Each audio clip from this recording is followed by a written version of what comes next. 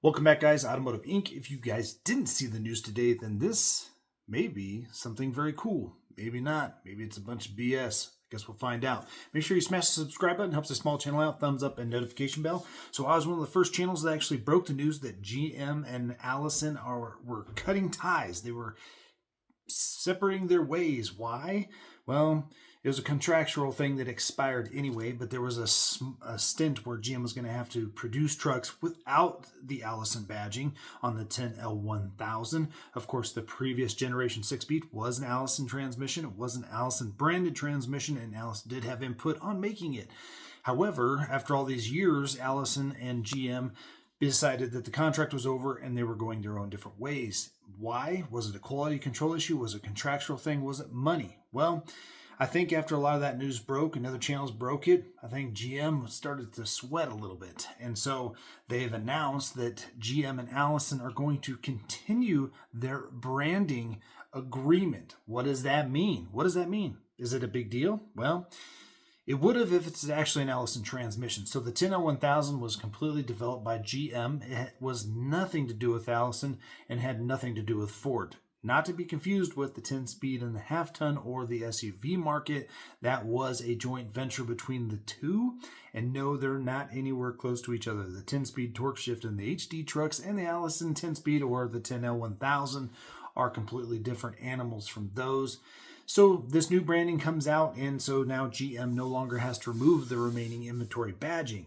What does that mean? Did the 10L1000 just get better? Well, not necessarily.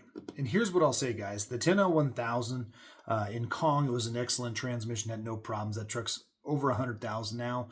And the one that I had in the 25 Optimus, guys, it was a good transmission until the body shop actually cross-jumped it with 24 volts and burnt up the BCM and everything.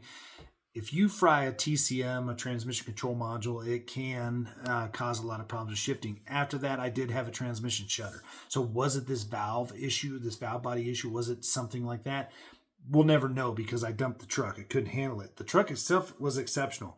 And like I told you guys before, I don't care how the chicken sandwich is made as long as it's freaking delicious, right? So whether this is an Allison thing or a GM thing, I just don't want to be taken advantage of. I don't want to see the wizard behind the curtain and find out that it was nothing, right?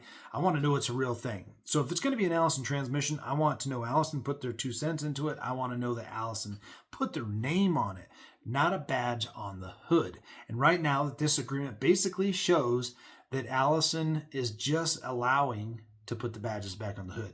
So guys, make sure you sound off in the comments and see if this actually makes a big difference from you, if this is a turnoff.